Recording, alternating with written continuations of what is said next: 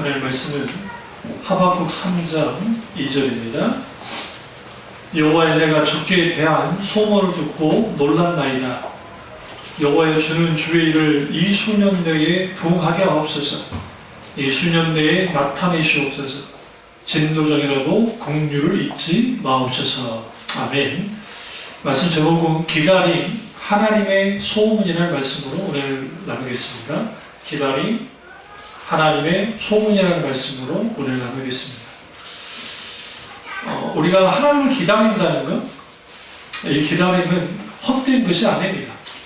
뭐냐면 하나님 그분이 우리에게 실질적으로 나타나셔서 일하시고 역사하시면 그 기다림은 가치가 있는 것이고, 또 그 기다림은 놀라운 하나님의 역사를 경험케 하는, 혹은 그 앞에 서게 하는 아주 소중한 시간이 됩니다. 하박국 선지자가 민족의 아픔에 대해서, 민족이 북방 민족에 의해서 이제는 짓밟힘을 경험합니다. 그럼에도 불구하고 그는 하나님께 대한 소문을 듣고 놀랐다고 고백을 합니다. 여기서 우리는 뭘 이해하셔야 되냐면, 우리 아직 변하지 않는 환경, 아직 열리지 않는 상황, 그리고 우리 가운데 있게 되는 수많은 이런 묶임들이 있습니다. 그런 묶임들 속에서 우리는 분명하게 알아야 될 것은 그 현장에서 하나님을 기다려야 된다는 겁니다. 많은 사람들이 하나님을 기다리지 않고 자기 기준과 자기 생각과 자기 방법을 가지고 뭔가를 하려고 합니다. 뭔가를 시도하는 것 자체는 뭐라 할 수는 없는데 거기에 하나님이 함께하지 않는 게 문제입니다. 그런 점에서 우리는 충분히 하나님 앞에 기도해야 되고, 오늘 그 하박국 3장 1절 여기 보면 그 노래말이 있잖아요. 시기온옷에 맞춘 선지자 하박국의 기도라. 이게 지금 3장의 이 내용이 쉬 기도예요. 그런 의미에서 아주 우리에게 소중한 겁니다. 뭐가? 기도가. 뭐가? 찬양이에요. 찬양이에요. 그런 의미에서 우리는 기다림, 하나님의 소문, 하나님의 소문은 어떤 소문인가? 여러분을 향한 하나님의 소문이 있습니다. 우리 지체들을 향한 하나님의 소문, 참여 중앙교회를 향한 하나님의 소문이 있습니다. 그 소문을 듣고 놀라야 됩니다. 그럼 왜 놀랬습니까? 오늘 하박국이 여호와여 주는 주의 일을 이 수년 내에 부응하게 하옵소서. 그러면 이 말씀, 이 소문 어떤 소문이냐? 2장 보세요. 2장 14절 보겠습니다. 이는 물이 바다를 덮은 같이 여호와의 영광을 인정하는 것이 세상에 가득함이니이다. 이 소문을 듣는 겁니다. 누가요? 하박국이. 그런데 또 하나의 말씀 20절, 2장 20절, 오직 여호와는 첫째 그 성전에 계시고, 두 번째 온 땅은 그 앞에 잠잠할지어다. 왜 우리가 하나님 앞에 기다려야 되느냐? 내가 하나님 앞에 나가는 자리가 성전이 되기 때문이고, 또 하나는 내가 그 하나님, 결국은 모든 것이 하나님 앞에 잠잠할 것이기 때문에 그렇습니다. 오늘 내 앞에 있는 문제가 아직 해결되지 않으면 아직 태산같이 높습니다. 큽니다. 그러나 그 문제가 살짝 해결되냐면 별게 아닌 게 되는 거예요.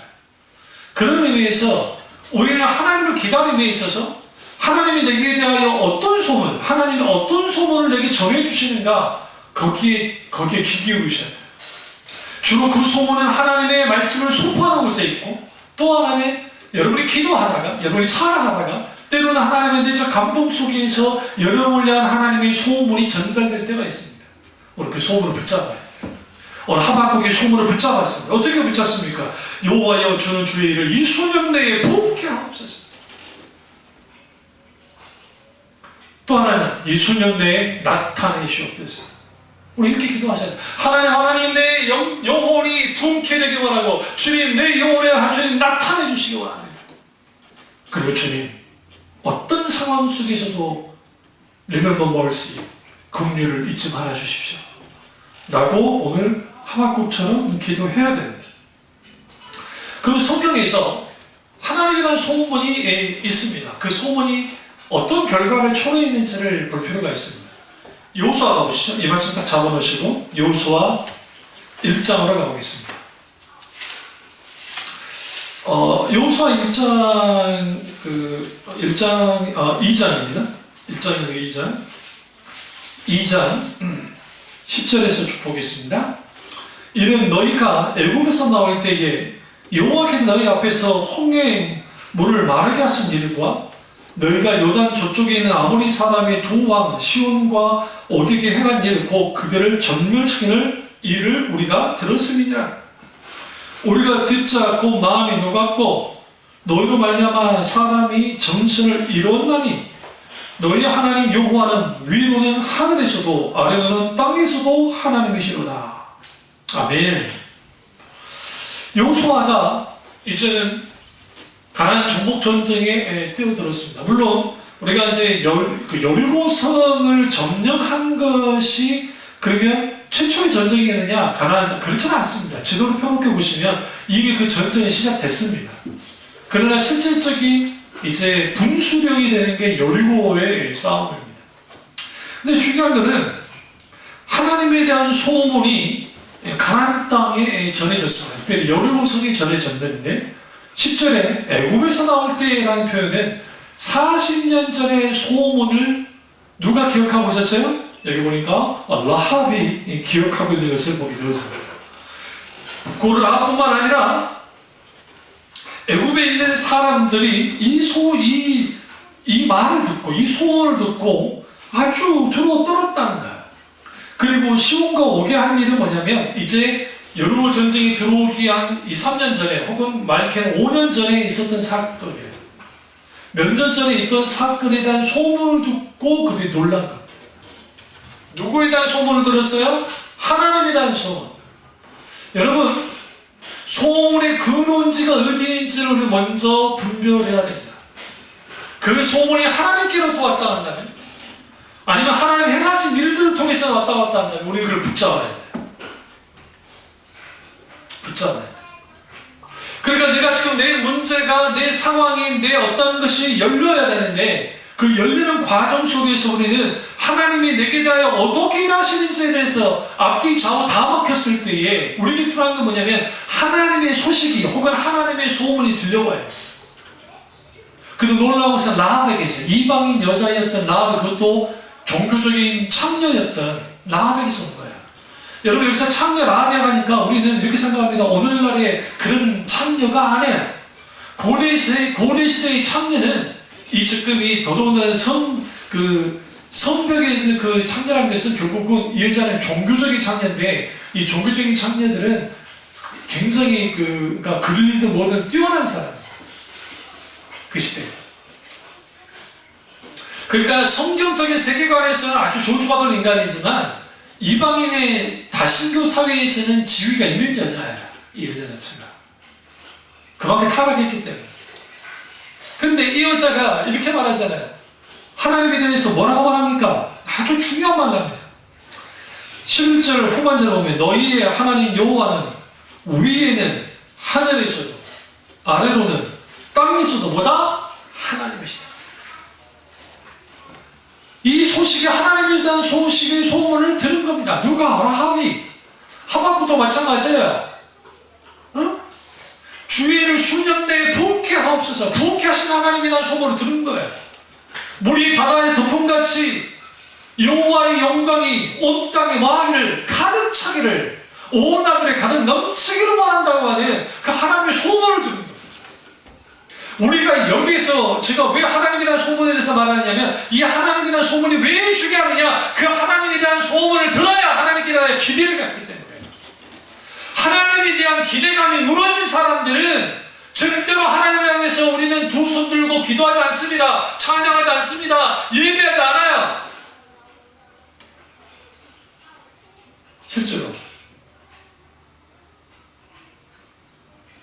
우리가 주일날 이렇게 예배를 드리는 것은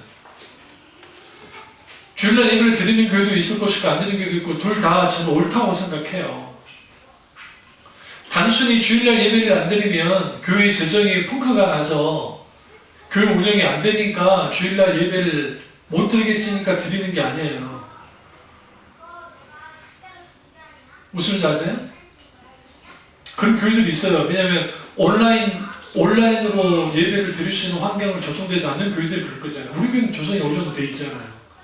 생방송은 아니더라도 제가 여러분들을 위해서 주일날 설교를 들을 수 있는 미리 제가 와서 미리 여기서 작업하고 여러분 주일날 설교를 들을 수 있도록 만들 수도 있어요. 특별하게 그 교회가 확진자가 나와서 예배를 드릴 수 없는 환경이라면 저는 충분히 이해합니다.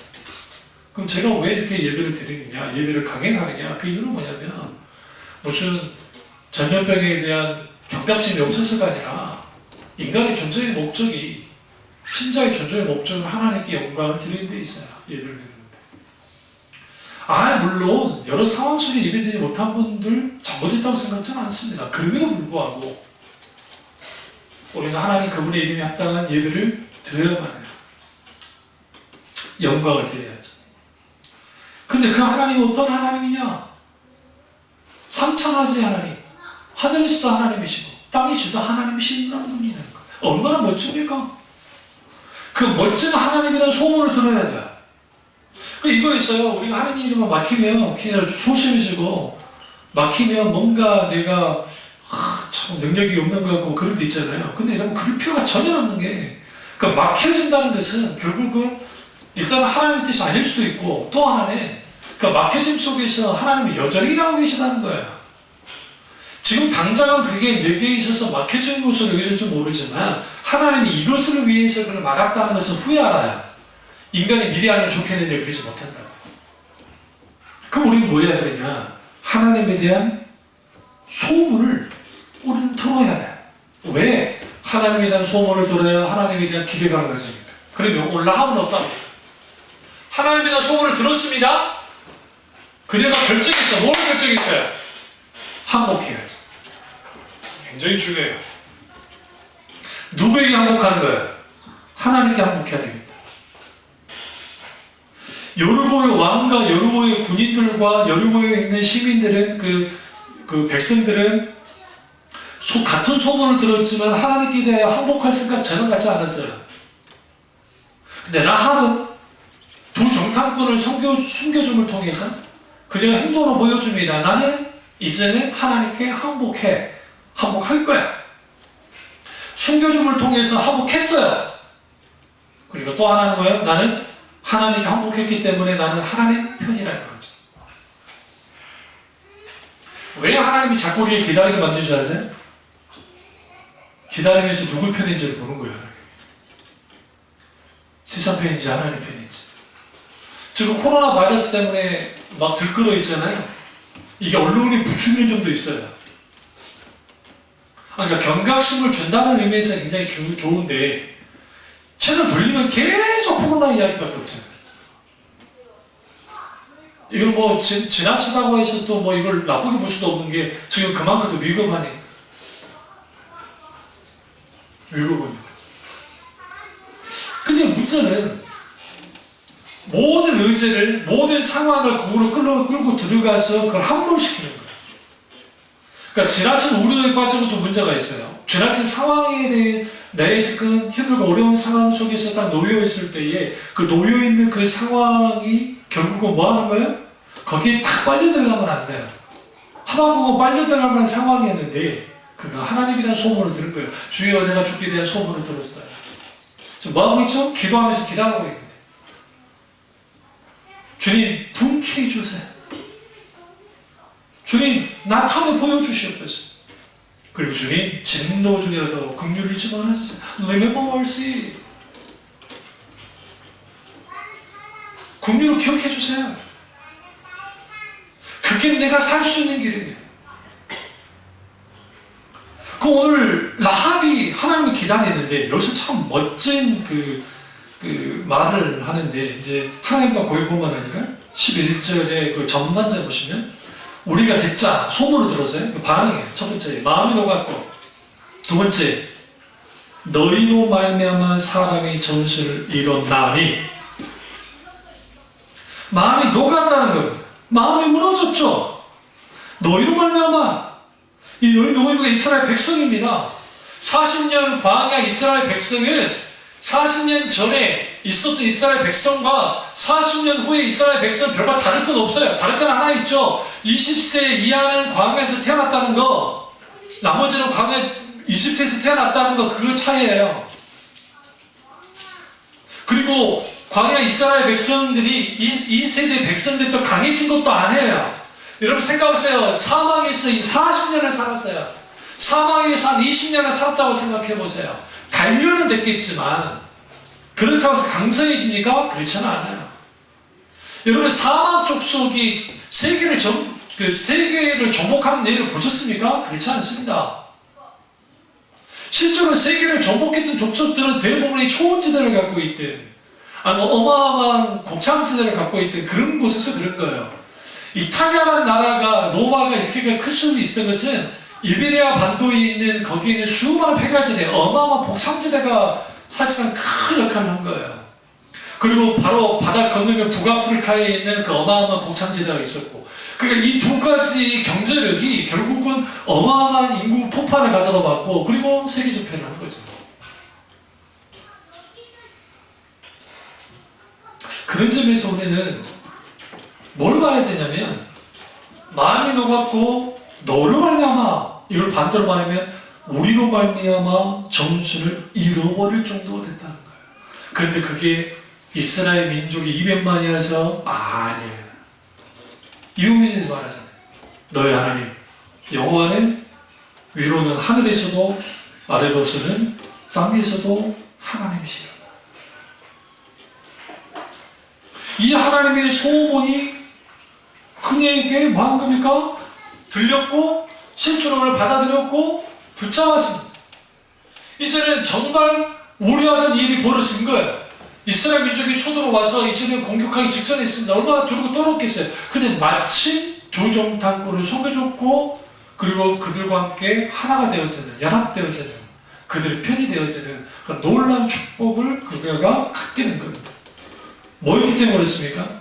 충분히 하나님에 대한 소문을 들었고, 하나님에 대한 소문을 듣고, 첫 번째 하나님께 항복하고, 두 번째 하나님 편에 섰을 때 하나님이 책임졌다라는 거예요.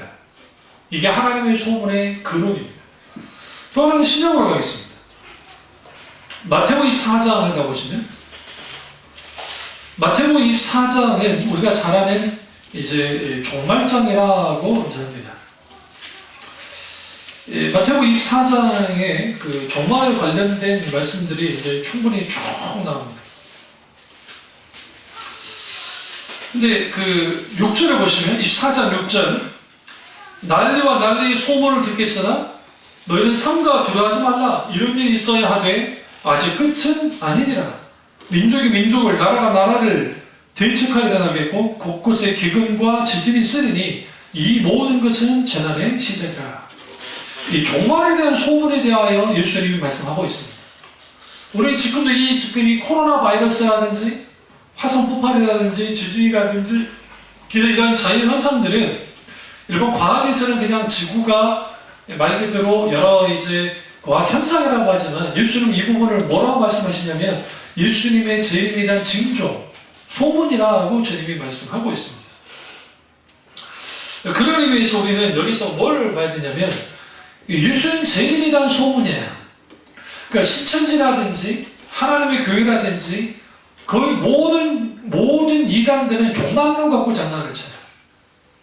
그런데 이제 그 통일교는 좀 독특해요. 그러니까 통일교는 그 점이 있긴 있지만 자칭 문선명이가 실패한 예수님을 대신했다고 주장을 하면서 이제 그렇게 하죠. 재림 예수를 하면서 하긴 하지만 거기는 이제 창세기부터 막 이상하게 욕을 시켜요. 피가렘이 그룹부터 시작해가지고 장난을 치죠. 근데 대부분이 종말론 갖고 장난질을 치는 겁니다. 사실 한국 교회에서 그 계시록을 강하게 설교하시는 목사님이 그렇게 많지 않아요. 우리 교회는 계시록 가지고 설교한 게 한 6,000년 전에 참 그 계시록 1장부터 마지막 장까지 쭉 제가 설교한 적이 있습니다. 그게 자료로 모아져 있어요, 지금. 그때는 이제 교회 홈페이지 올렸었죠.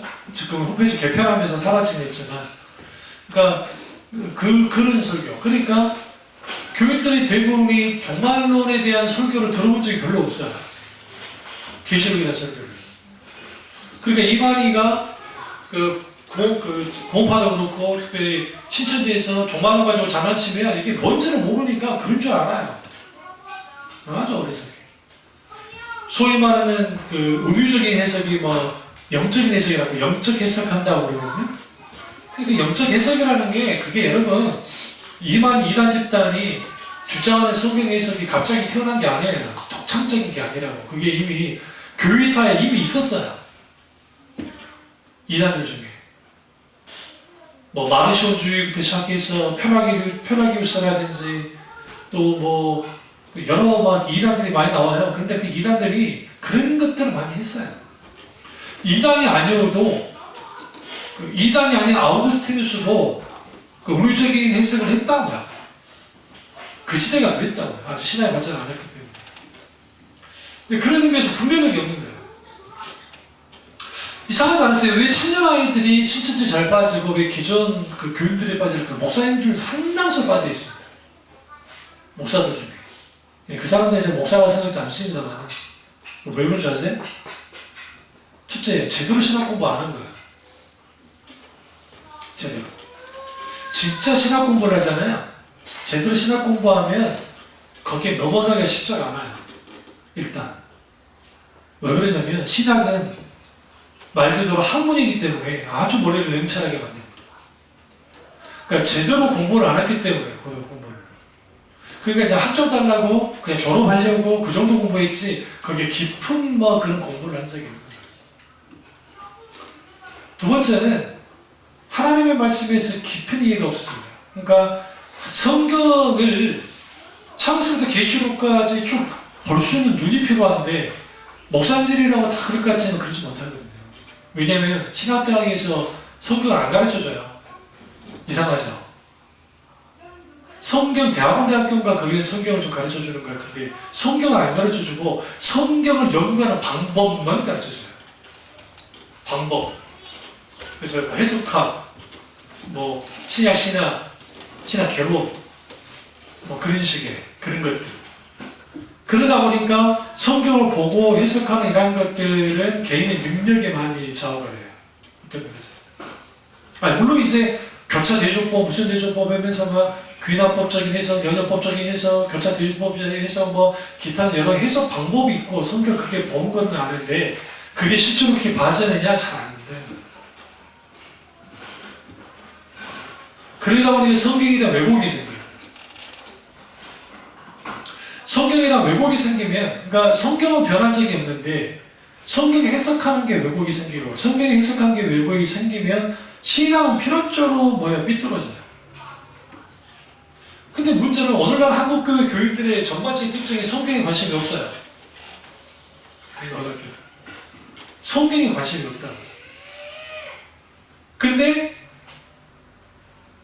개중에 열심히 있는 사람들이 성경에 대한 관심이 있는 사람들이 있어요. 그 사람들이 빠져요.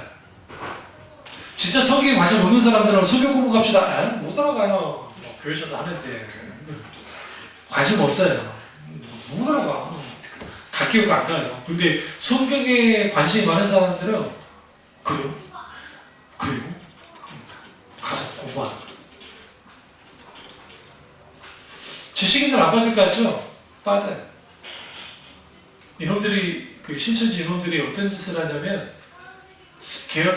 개정판 성경 이것만 보게 만들어요. NIV 성경이나 다른 영어 번역본들을 못 보게 만들어요. 왜 그런지 아세요? 우리나라 한글 번역이 대체적으로 보수적으로 해석은 잘 되어 있는데 충분하지 못한 부분들이 있어요, 솔직히. 저도 그래서 성경이 있다가 좀 막히면 NIV 성경을 좀 보든지 아니면 다른 번역을 보든지 아니면 헬라 원전을 보든지 하는데 헬라나 히브리 원전을 잠깐 봐요. 왜냐면 잘은 하지는 못하지만 사전을 찾아서 어떻게 읽는 건 아니까 어떻게 좀 해석한 건 아니까. 근데 그렇게 보는데 아니면 이제 주석집 더 편하면 좀 괜찮은 주석으로 주석집 보든지 그렇게 하는데 딱 보면 이게 너무 선명하게 들어요. 이 말도 안 되는 해석들을 해요. 말도 안 되는. 그러니까 이제 그런 말 하죠. 저 같은 목사들은 거기 빠진 게 기준이라 생각해요. 말도 안 되거든요. 웃기거든요. 진짜 웃기거든요. 수준이 높다고 생각하세요? 아, 그렇지 않아. 제가 정명석이 11개월인가 7개월인가 거기 가서 제가 먼저 했을 때 그럴싸하게 교리를 만들어가지고 하니까 제가 다 찾아냈어요. 그때 한참 신학을 할 때라 저도 냉철하고 그래서 거기 목사라는 사람하고 논쟁을 했다. 일부러 갔어요. 이단이 알고 있었어. 왜? 이단 공부를 하고 있었다. 그래서 맞아 죽을 뻔했어요. 뭐 두루싸더라. 다행히 그냥 빠져나왔으면 빠져나왔는데 그러면서 나한테 하는 말이 신학생들도 많고 목사도 많은데 니는 왜 그러냐고. 내가 그러지. 니네들이 당신들이 성경 가져가는 성경들 이야기 뭐가 틀린 거냐. 이야기해보자. 그러니까 막 말이 안 통한다. 아, 그러면 그때 저 뉴 인터내셔널 버전 그 NIV 성경하고 NIV 성경 같이 보자. 그러니까 이건 뭐 필요 없다.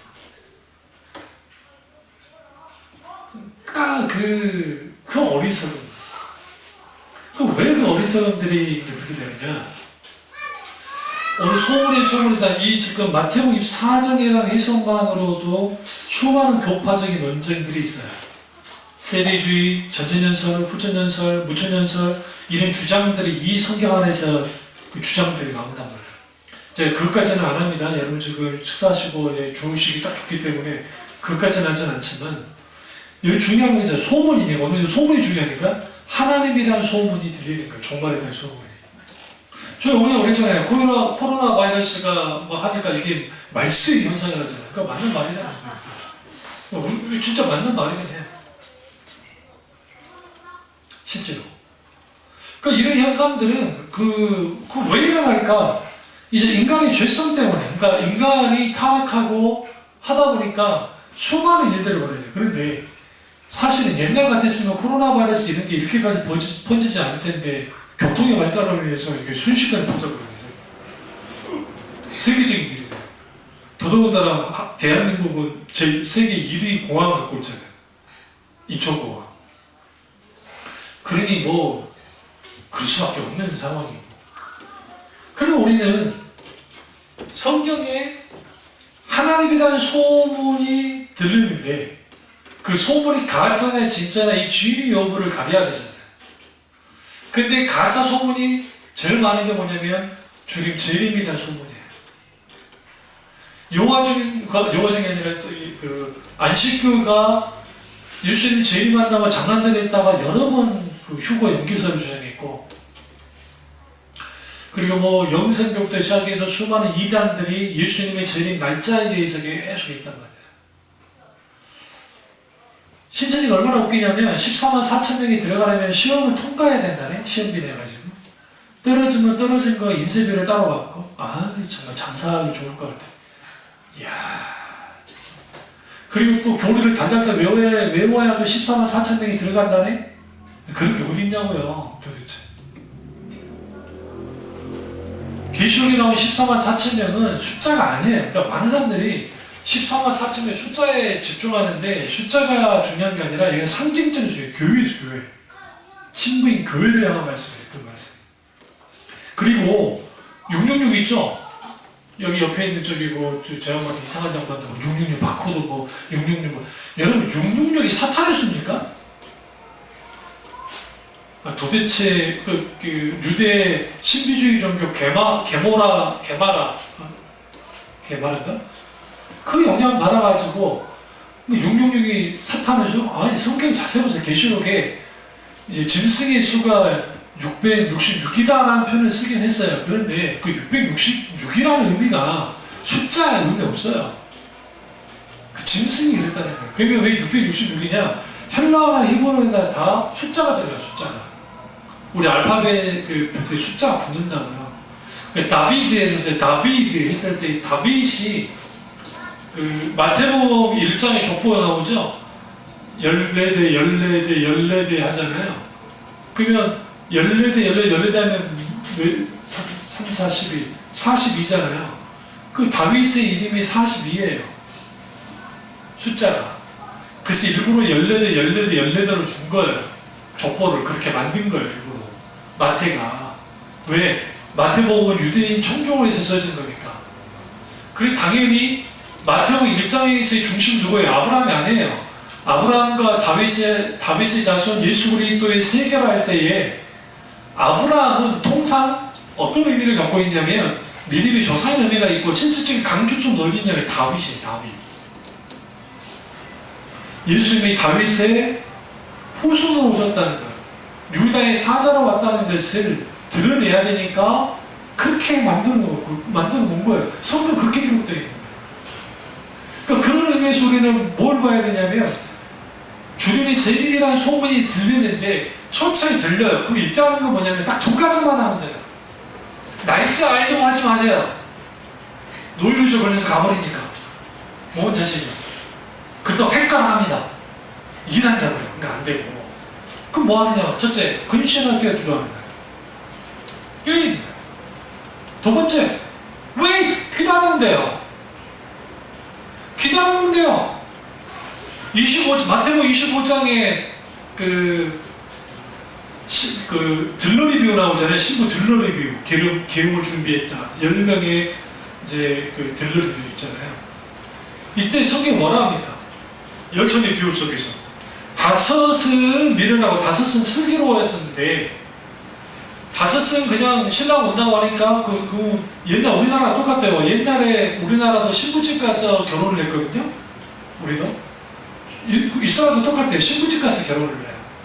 근데 신랑이 온다는 소문을 들으니까 들러리들이 비춰줘야 돼.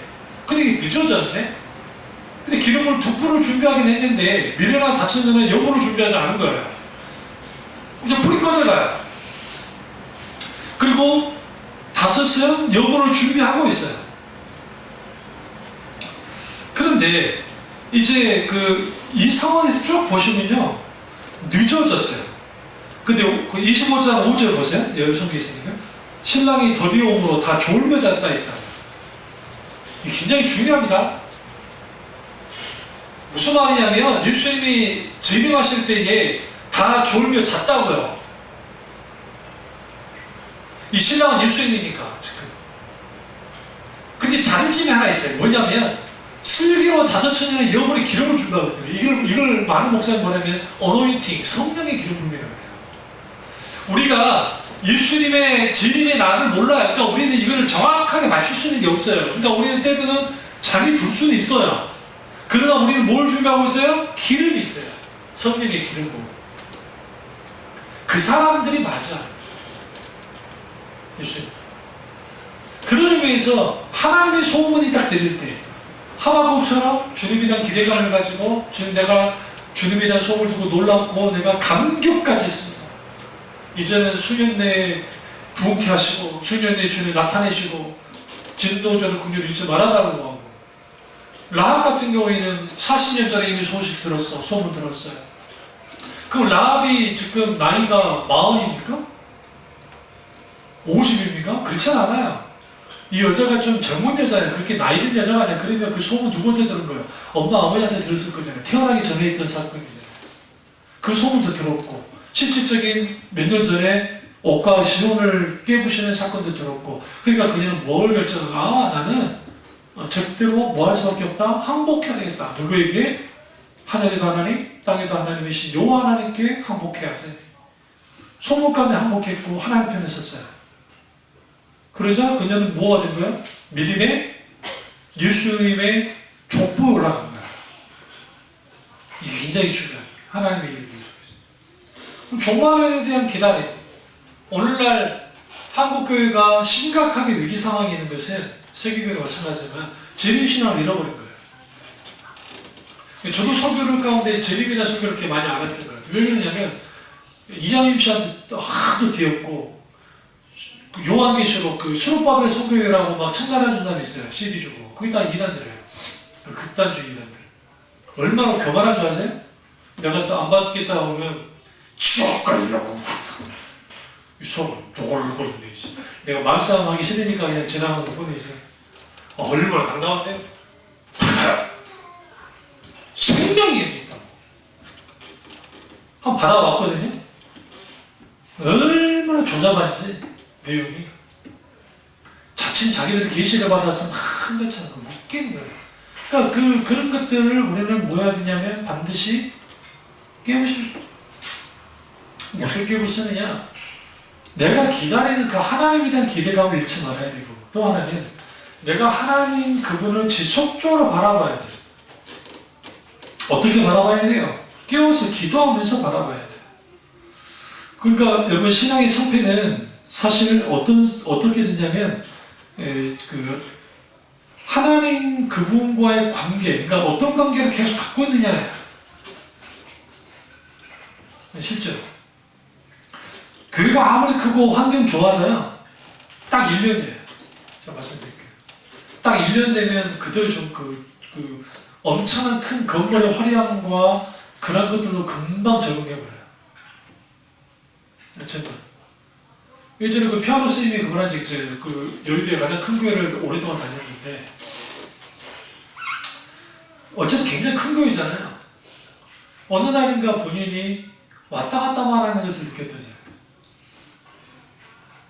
또 하나는 강단에서 선포된 메시지는 무조건 복만 강조하고 복 받아라 잘 살고 있다 잘 됐다 그런 설교만 하지 사실 생명의 말씀이 없더라는 거죠. 그러니까 사람들이 착각들 하고 있는 게 어떤 환경과 어떤 상황과 그런 것 들으면 뭐 신앙생활 잘할 것 같은데 그렇지 않아요. 그거 상관없이 하나님과 일대일의 관계 속에서 어떤 친밀한 교제와 관계를 갖느냐가 신앙의 성패를 결정합니다. 그래서 예수님이 이제 이 말을 하죠. 24장 26절과 27절 같아 보면, 그러면 사람들이 너에게 말하되 보라 그리스도가 광야에 있다 하여 나가지도 말고 보라 골방에 있다 하여도 믿지 말라. 번개가 동편에서 나서 서편까지 번쩍임 같이 인자의 맘도 그러하리라. 죽음이 있는 곳에는 독수리들이 모일 것이니라. 이게 무슨 말이에요? 죽음이 있는 곳에.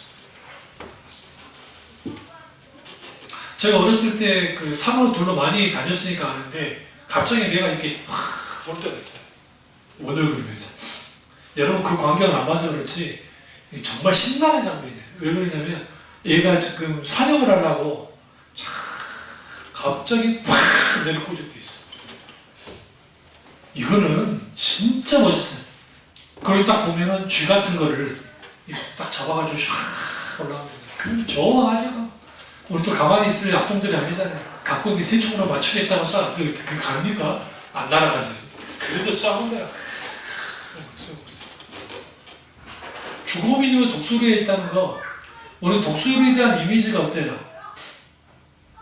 막 사냥해갖고 할 것 같죠? 독수리 90% 이상이 사냥을 제대로 못해요.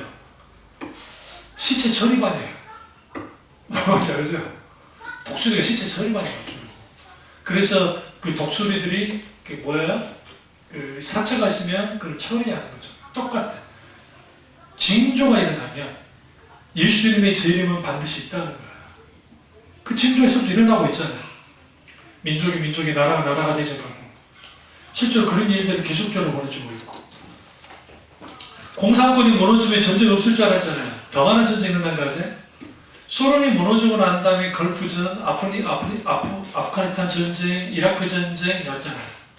지금 시리아 전쟁, 그 다음에 보스니아, 지금 그 세르비아 보스니아 그 전쟁 났고, 우리는 그냥 그저 봐서 그랬지 뭐 70만 명 죽었네 몇만 죽이냐. 그리고 우리 또 그 르완다라든지 지금 아프리카 지역에도 실질적으로 전쟁이 일어나기도 했고, 동국권 몰아간 다음에 90 몇 년도에 르완다에 내전이 일어나가지고 거기 엄청난 수가 죽었단 말이에요. 그러니까 소련이라는 공산당이 해체되면 전쟁은 없을 것 같았는데 전쟁은 더 많이 생겼다. 그러니까 이걸 통해서는 뭘 할 수 있냐면 말세의 현상 중에 나라와 나라 민족이 대적한다는 것은 전쟁을 한다는 거거든요. 전쟁을 하는 거죠. 기근요? 지금 아프리카에 메뚜기가 창궐해가지고 농사 다 망친 거 아세요?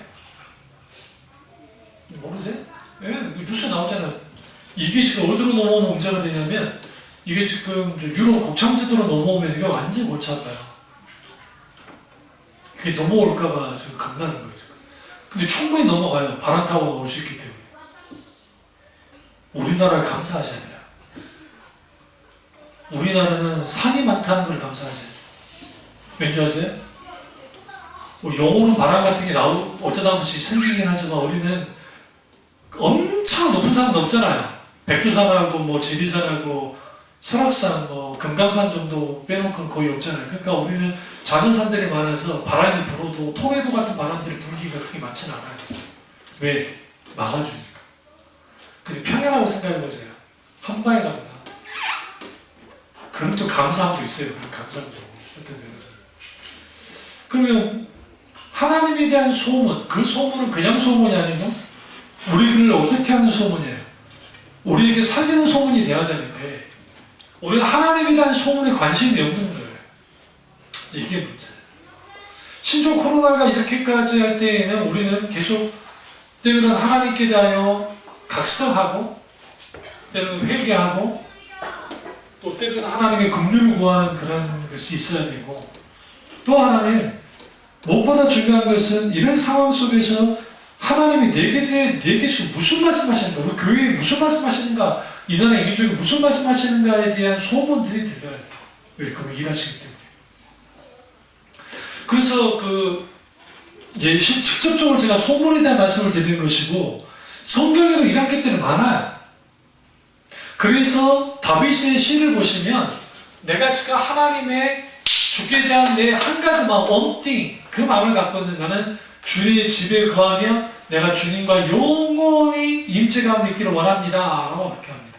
한 가지 소원은 내가 주의 임재 안에 있는 것입니다. 근데 주님 제발 내게 좀 말 좀 걸어주세요. 시편들이 다 그래요. 하나님 좀 말 좀 하세요. 나 힘들고 어려운데 왜 이렇게 침묵하시나요? 제발 좀 말 좀 해주세요. 나 주님 음성 듣고 싶어요. 나 주님에 대한 소문도 듣고 싶습니다. 어떻게 하길 원하십니까? 묻고 물었을 때 거기에 뭐가 있는 거예요? 하나님의 음성이 들려오면 그 음성을 따라갑니다. 말씀을 분별해서, 성경 말씀으로 분별해서. 그러면 거기에 뭐가 일어나요? 하나님이 하실 일들이 일어나는 겁니다. 그럼 기다림은 원래 이 설교를 제가 할 마음이 없었는데 이제 애들 게임 다 끝나고 여기 오는데 여기 이제 있는데 하나님 감동의 이 설교를 하는 건데 그러면 이 기다림은 하나님의 소문, 그 소문은 결국은 하나님에 대한 기대감과 연결이 되고 하나님에 대한 기대감은 결국은 하나님에 대한 신뢰까지 나갈 텐데 그런 사람들은 어떤 사람들이냐? 때로는 하나님의 비전을 붙잡는 사람들이고 그 하나님의 비전을 붙잡는 사람들이 앞서서 하나님이 함께하는 그 방향으로 걸어나가주는 거예요. 그 뒤를 따라가는 거예요. 그런 사람들이 많아져요. 청년들이 신천지에 빠진 이유는 비전이 없었어요. 어떤 비전이요? 하나님의 비전이 없어요. 현실적으로도 꿈이 막혀있고 영적으로도 교회가 그것에 대해서 대답을 해주지 못하니까 이들이 질문할 거 아닙니까? 보이지 않는 하나님을 왜 믿어야 됩니까? 여러분 보이지 않는 하나님에 대한 아이들이 질문을 던졌어요. 여러분 뭐라고 대답하시나요? 하나님은 원래 안 보여. 그래도 성경을 좀 아는 엄마는 하나님은 영이시기 때문에 영이신 하나님은 보이지 않아. 그럼 아이들이 이렇게 질문합니다. 아니 보이지 않는데 그러면 존재한다고 볼 수 있냐는 거죠. 지극히 이 세상적 관점에서는 보이지 않는데 그게 존재하는 거냐는 거예요. 질문할 수 있잖아요. 그때 우리 이렇게 말해야 돼요. 만약에 하나님이 보이는 존재였다고 한다면 이분은 하나님이 아니야. 왜 아니냐? 이 보이는 것이 신일 거잖아. 그러니까 보이는 것 중에 신이 있다고 하면 이거는 이 자체가 아무 의미 없는 거야. 물질이든 신이든 똑같이. 그러면 왜 하나님은 보이지 않느냐? 그분이 스스로 존재하는 분이기 때문에. 근데 그분은 존재하실 때 어떻게 존재하느냐? 영으로 존재하시고 근데 그 영으로 존재하시는 하나님이 물질을 창조하시는 전지전능한 무소불제하신 그런 하나님이다 라는 것에 대해서 만나야 돼요. 그럼 애들이 또 질문 던졌거든요. 그 전지전능함 어디서 왔고 하나님은 어디서 출생했는가? 하나님은 출생이 없어. 그러니까 하나님이야. 하나님은 수준이에요. 그 존재 방식은 우리가 알 수 없어요. 영원토록 알 수 없어요. 그렇기 때문에 그 하나님을 믿는 거야. 그리고 우리는 경험해야죠. 부처, 세상의 종교에 있는 수많은 신들 다 있지? 누가 만들었어? 인간이 만든 그 인간의 작품이야. 그냥 하나님 보이잖아. 그 하나님 어떻게 할 수 있어? 보이지 않는데 어떻게 할 수 있어요? 그때 누구에게 끌고 나가느냐? 예수님께 끌고 나가는 거야. 예수 그리스도 그분은 하나님의 아들이신데 그분은 하나님이시기도 한데 하나님이 인간이 돼서 이 땅에 오셨어. 왜? 하나님을 알도록 하기 위해서. 이유는 그 하나밖에 없었어요. 하나님을 온전히 알고 온전한 구원을 주기 위해서 오신 거예요. 그래서 예수를 통해서만 보이지 않는 하나님을 만날 수 있어요. 성령님이 그 일을 하시는 거예요.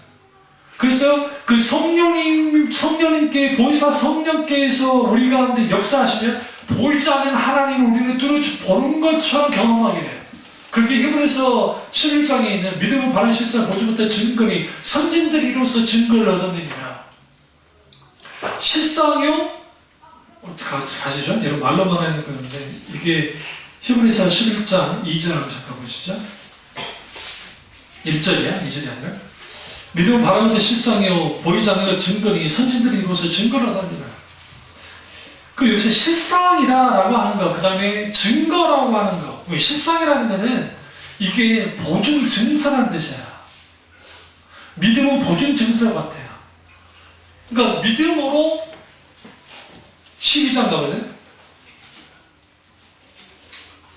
그 히브리서 12장 여기 딱 보시면 2절 믿음의 주요 온전케 하신 이 예수를 바라보자 그는 그 앞에 있는 기쁨을 위하여 십자가를 삼으사 부끄러움을 개의치 아니하시더니 하나님 보좌 우편에 앉아 계신다. 여기서 믿음의 주 온전케 하신 예수. 그러면 여기 지금 11장에 있는 이 믿음은 뭐냐? 많은 사람들이 자기가 신뢰하고 확신하는 게 믿음이라 생각 그거는 신념이고요. 믿음의 주 할 때는 믿음의 근원 믿음의 주인은 누구냐? 예수님이에요. 그러니까 예수님이 우리에게 믿음을 주지 않으면 믿음은 우리에게 주어지지 않아요. 사실. 그러면 그 하나님, 보이지 않는 하나님의 창조를 어떻게 믿을 수 있느냐? 11장 3절에 믿음으로 모든 세계가 하나님 말씀으로 지은 줄을 아나니 믿음으로 모든 세계가 하나님 말씀으로 지어준 줄을 알게 되어 있어요. 그럼 여기서 믿음은 하나님이 주신 믿음 그 믿음이에요. 살아있는 믿음. 이걸 예수님 복음서에 있는 하나님의 믿음이라고 해요. 하나님의 믿음. 그 하나님의 믿음을 갖게 될 때에 우리는 이 세계가 지어진 줄 알아요. 그런 의미에서 우리는 여기서 뭘 좀 보셔야 되냐면 이게 얼마나 대단하냐면 여기서 우리는 이거죠. 그럼 하나님 보이지 않는 하나님 그 하나님에 대한 질문을 딱 던지고 왔을 때 해답은 뭐냐? 이거죠. 히브리서 1장 보세요. 1장 1절부터 보시면 일적의 선전을 통하여 여러 부분과 여러 모양으로 우리 조상들에게 말씀하신 하나님이 이 모든 마지막 날에는 아들을 통하여 우리에게 말씀하셨으니 이 아들은 만유의 상속자를 세우시고 또 그로 말미암아 모든 세계를 지으셨느니라. 이는 하나님의 영광의 광채요. 첫 번째. 두 번째 본체의 형상이시라. 세 번째 그의 능력의 말씀으로 만물을 붙으시며 죄를 정결케 하는 일을 하시고 높은 곳에 계신 지극히 크신 이 우편에 앉으셨느니라. 보이지 않는 하나님, 우리가 하나님에 대한 소문을 들어야 되잖아요. 그 소문을 헛되지 않으려면 하나님을 알아야 되는데 보이지 않는 하나님을 어떻게 믿을 수 있습니까? 그럼 선생님 하나님 보여주세요 라고 하면 우리는 결국 누구에게 끌고 나갈 수밖에 없냐면 예수님께로 끌고 나갈 수밖에 없는 거예요. 그래서 인격적인 예수님을 만나야 보이지 않는 하나님을 경험하게 돼요. 그러면 이슬람과 유대 종교 사람들만 자기들 야훼께 막 한다 하잖아요. 그 사람들은 막연한 신이에요. 인격적인 하나님이 아니에요. 실제로 경험된 하나님이 아니기 때문에. 그렇기 때문에 그들이 뭐예요? 종교적 열심을 열심히 하는 거예요. 이만희가 왜 무릎 꿇고 1시간 동안 성경 읽고 찬양하게 만든 줄 아세요? 그리고 무조건 아멘 한다며? 우리 교회는 코로나 걸릴 이유가 없어. 아멘 안 하니까. 거기다 아멘 나온다. 아멘! 오면 아멘! 그러니까 그 왜 그렇게 하느냐? 그렇게 해야 종교심이 북돋아져요. 공통점 발휘 못했어요? 정통한 유대인들의 예배 형태와 이슬람교도는 막 이렇게 일어났다 앉았다 막 하는 거, 천주교에서 하는 거, 그 다음에 그 죽은 정통주의들이 하는 그런 것들 딱 보세요. 공통적인 게. 그들의 의식과 형식이 강한 힘이 있어요. 거기에 묶여요. 거기에 의미를 두고. 그러니까 거기에 기계적으로 같이 해요.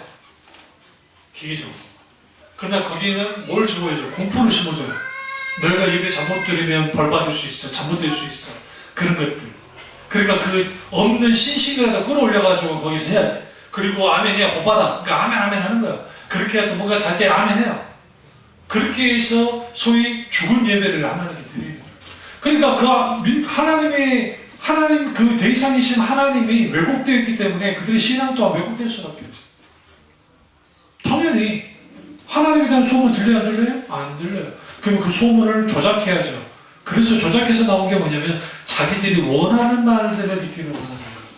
그 일들은 누가 있다 했어요? 내려가시네. 거짓 선지자들을 이렇게 했다는 거예요. 경계해야 됩니다.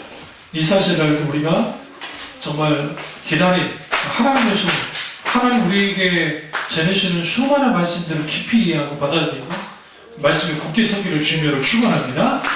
기도하겠습니다. 기도하실 때 이 말씀이 나의 말씀